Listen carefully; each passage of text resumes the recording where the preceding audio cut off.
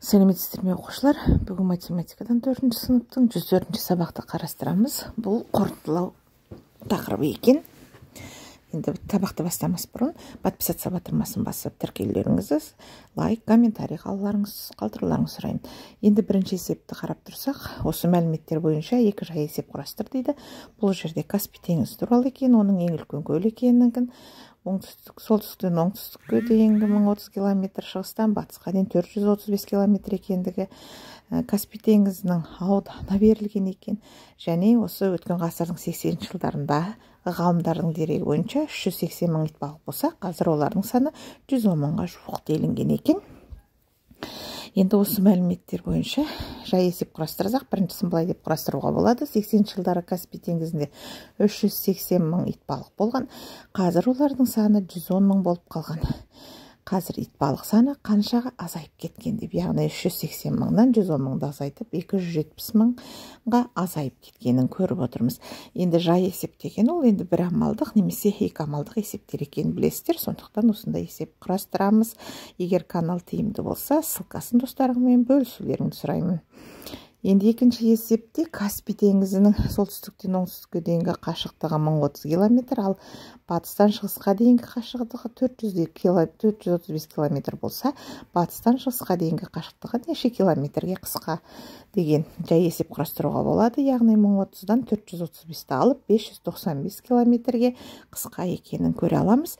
Сонда бізге қажет болмаған ақпарат ол Каспий теңізінің ауданы екен. Енді екінші есепте ол сызба беріліп тұр. Сол сызба бойынша сызбада не жетіспейді, және осы өрнектің мәнін тап деп тұр.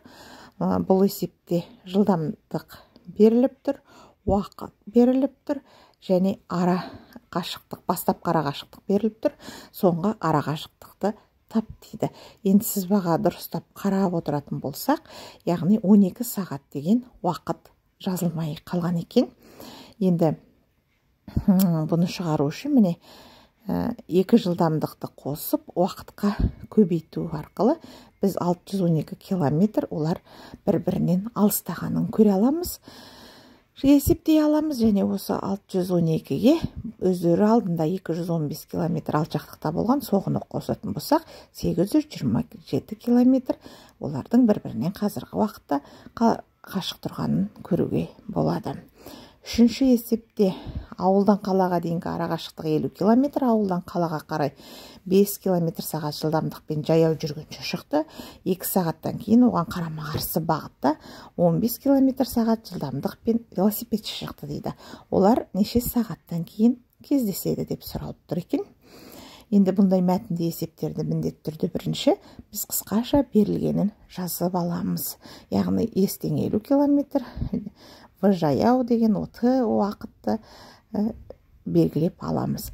Енді 2-ні 5-ке көбейтіп 10 километр деп біз велосипедшіге дейін жаяу адамның жүрген жолын таба аламыз. Сосын кейін сол 50-ден 10-ды азайтып тастасақ, велосипедші екеуінің ара қашықтығы сол 40-қа тең болып тұрған екен. Бұдан 5 қосу 15-тен 20 километр сағат деп жақындау жылдамдығын табамыз да, осы 40-ты 20-ға бөліп 2 сағаттан кейін кездеседі дей алады екенбіз.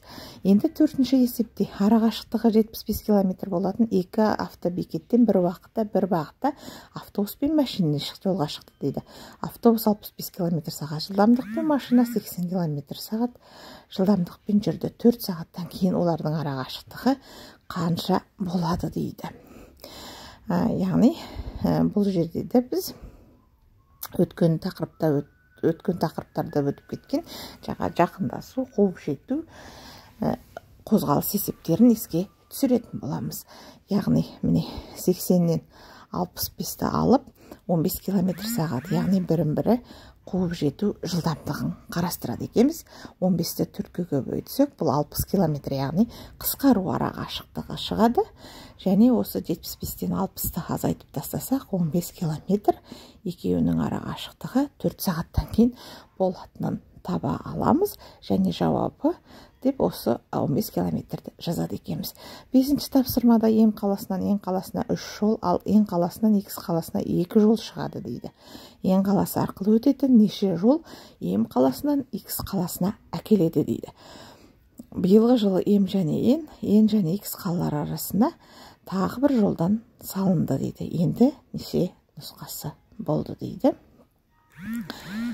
Бұнда енді ең алдыменен логикалық есеп болғандықтан жаңағы қалай барып қалай қайту керектігін қарастырамыз. Яғни біреуінде 3 жол, біреуінде 2 жол екен. Олай болса М-нен X-ке дейін 3-ті 2-ге көбейту арқылы 6 жол бар екенін көре аламыз. Және 2 жолдан қосылатын болса, онда 12 жол болатынын, болашақта болғанын көре аламыз.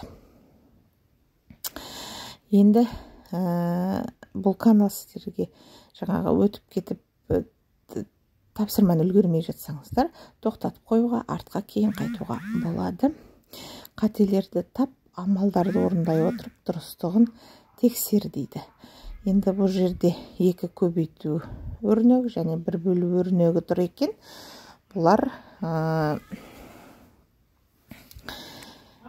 біз қазір қателерін қарастырып көреміз. Яғни бұл жерде көбейтулерде де, бөлулерде қателері бары көрініп тұр. 269-ды 27-ге көбейтетін болсақ, яғни міне қарайық, 7263-ті береді екен. Ал 500-526-ны 1451-ге бөлсек, 1426 шығады екен. Және 769-ды 524-ге көбейтетін болсақ, 402-956 деген сан шығады екен. Бұлардың дұрыстығын кері амалмен тексере аламыз. Яғни көбейтулерді керісінше бөлумен, ал бөлу амалын көбейтумен алмастыру арқылы тексеру жүргізе аламыз.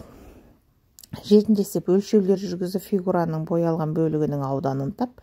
Боялған бөлік барлық фигураның қандай бөлігін құрайды дейді. Енді бұл жерде ең алдыменен сызғышты алып, АВЦ деген тік төртбұрыштың ұзындығы менен енін өлшейміз. Яғни АВ менен ВЦ қабырғаларын өлшесек жеткілікті. Себебі бұлар тік төртбұрыштың қарама-қарсы қабырғалары тең екенін білеміз. Бұл жерде АВ-ның өлшеуі ол 15 мм-ді, ВК менен К-сы да 15 мм-ді, яғни екеуін қоссақ 30 мм болатынын көрсетіп тұр. Яғни бұл жерден біз мына үшбұрыштың ауданын табу үшін ең алдыменен тік төртбұрыштың ауданын тауып аламыз. Себебі үшбұрыштың ауданы ол тік төртбұрыштың ауданының жартысына тең.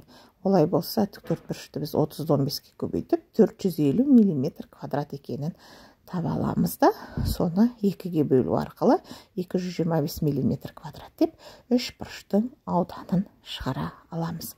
Енді 8-ші тапсырмада бұл логикалық тапсырма екен. Жәшікте түстері әртүрлі 6 кішкентай шар бар дейді. Қызыл, сары, жасыл, көкшіл, қызғылт және қара дейді. Әлия жәшіктен қарамай тұрып бір шар алады. Егер алынған шар қызғылт түсті болмаса, оны шетке қояды да қызыл түсті шар алғанша жалғастыра береді. Әлияның жәшіктен қызыл түсті шарды алуының барынша көбірек қанша мүмкіндігі бар дейді. Енді бұндай есепте өткенде де қарастырғанбыз, мен сонда айтып кеткен болатұғымын. Яғни бұл жерде біз өзімізді ең жолы болмайтын адам деп есептейміз.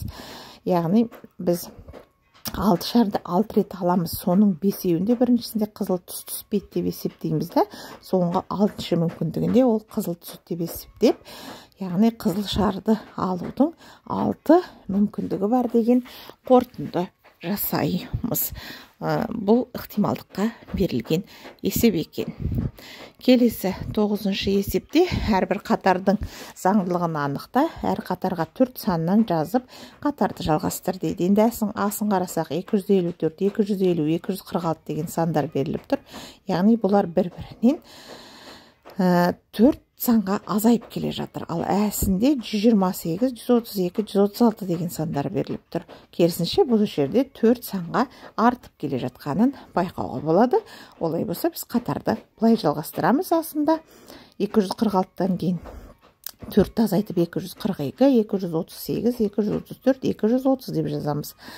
Ал әсінде 136-дан кейін керісінше 4-ті қосып 140, 144, 148, 156 деген 4 санменен қатарды толықтыра алады екенбіз. Канал сіздерге тиімді түсінікті болып жатыр деген ойдамын. Ссылкасымен бөлісуді, лайк, комментарий жазуды, подписаться басуды ұмытпаңыздар. 10-шы тапсырма. Егер сандағы барлық цифрлар әртүрлі болса, онда 6, 7, 8, 9 цифрларының көмегімен әртүрлі қанша 2 таңбалы сан жаза аласың. Барлық нұсқаны жаз дейді. Енді бұл жерде бір цифр 2 рет қайталанады деп тұрған жоқ. Сондықтан 66, 77, 88, 99 деген сандарды біз жаза алмаймыз.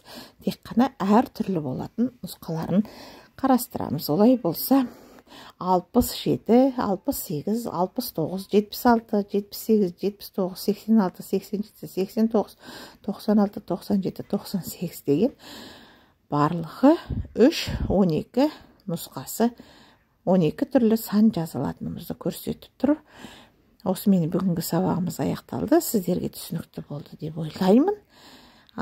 Каналға тіркелуді ұмытпаңыздар. Сау болыңыздар.